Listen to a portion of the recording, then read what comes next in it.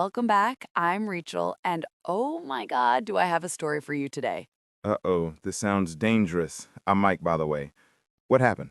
So, last week I was at a coffee shop, right? And this really nice guy starts talking to me. He asks where I'm from, and I completely blanked. I said, I'm from the place with the buildings?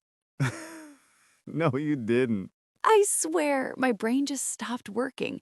And that's actually why we're doing today's episode: how to talk about yourself in English without sounding like you've never seen a building before. This is perfect timing because I did something similar at a networking event.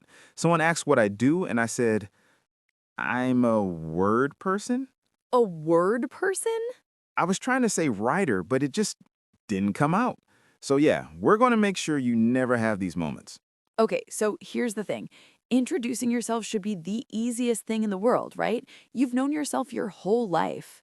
But when you're speaking another language, suddenly it's like, wait, what's my name again? Exactly. So we're going to break this down, but not in a boring textbook way. We're going to make this actually useful. And fun. We're going to make it fun. Yes. Okay, so let's start with the basics. Mike, pretend we just met at a party. Okay. Hi, I'm Mike. I'm from Toronto. Perfect. Now, did everyone catch what he did there? He didn't say, my name is Mike. He said, I'm Mike. That's what native speakers actually say. Right. My name is Mike. Sounds like you're introducing yourself to the principal's office. Yes, it's technically correct, but it's stiff. When you're in a casual situation, parties, coffee shops, literally anywhere that's not a job interview, just say I'm plus your name. But, Rachel, here's a pro tip. If someone doesn't hear your name the first time, then you say, sorry, my name is Mike. That extra formality helps them focus on it. Ooh, that's smart. So I'm Mike for the introduction, but my name is Mike for the clarification. Exactly. Now, I said I'm from Toronto, not I am from Toronto. I use the contraction. This is huge. Contractions make you sound natural. I'm instead of I am. I've instead of I have. If you want to sound like a textbook, use the full words. If you want to sound like a human, use contractions. Okay, your turn. Introduce yourself. Hi, I'm Rachel. I'm from Boston, but I live in New York now. Ooh, see that? She added extra information. That's the hook. The hook. Yeah, when you add one extra detail, you give the other person something to ask about. If you just say, I'm from Boston, and stop, the conversation might die. But if you say, I'm from Boston, but I live in New York now, suddenly they can ask why you moved, how you like it, what the difference is. Oh my God, you're right. I never thought about it that way. It's like conversation engineering. Okay, so listeners, when you introduce yourself, add one small extra detail, not your whole life story, just one hook. I'm from Mexico, but I've lived in Canada for 5 years. Or I'm from Seoul, but I actually grew up in 3 different countries. Try it right now. Say it out loud. I'm your name, I'm from place, and then add your hook. We'll wait. Seriously, pause if you need to. Okay, good. Now let's talk about the question everyone asks next. What do you do? I hate this question. Why? Because it's so boring. Like, is my job the most interesting thing about me? Okay, fair. But people still ask it, so we need to answer it well. True. Okay, so the basic answer is I'm a plus your job. I'm a writer. I'm a teacher. I'm a doctor. But here's where people make a mistake. They think they need to use fancy words. Like, I've heard students say, I am employed as a marketing professional in the digital sector. Ugh, stop, please. Right? Just say, I'm a digital marketer. Simple, clear, human.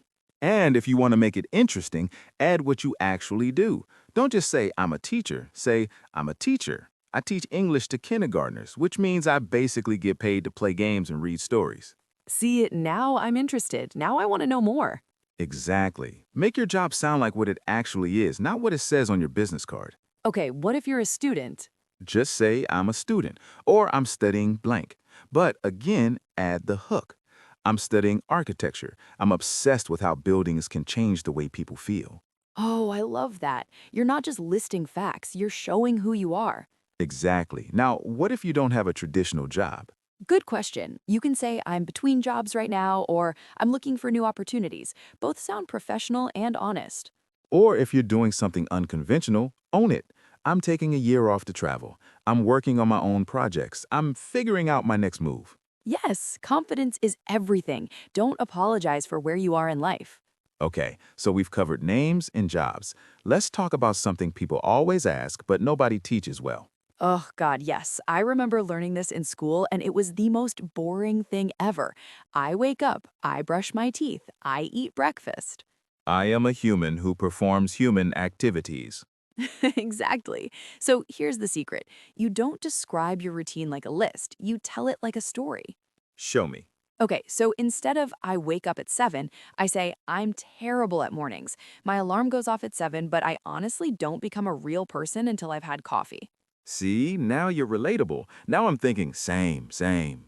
Right? Or instead of I go to work at 9, you say I have a 30-minute commute and I spend the whole time listening to true crime podcasts like a cliche millennial. I love that. You're giving personality, not just information. Exactly. So, listeners, when someone asks about your day, pick one or two interesting details. Give me an example from your actual day. Every day at 3 p.m., I hit a wall. So, I've started taking a 15-minute walk and it completely changes my afternoon. That's perfect. Your turn. I work from home and my cat has decided that 11 a.m. is her personal scream at me time. This is memorable. Nobody remembers I eat lunch at noon, but they'll remember your screaming cat. She's very punctual. Okay, let's move to hobbies. Don't say my hobbies are reading and watching movies. Fair point. Be specific. What do you actually love? I'm weirdly into jigsaw puzzles right now. Perfect. Own it. What about you? I've been teaching myself guitar for 2 years and I'm still terrible, but I love it. That's so human. Okay, listeners, say yours out loud. Use emotion words.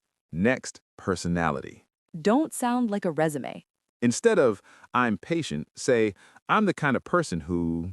I'm the kind of person who talks to strangers in elevators. Perfect. Last topic, dreams. Be specific.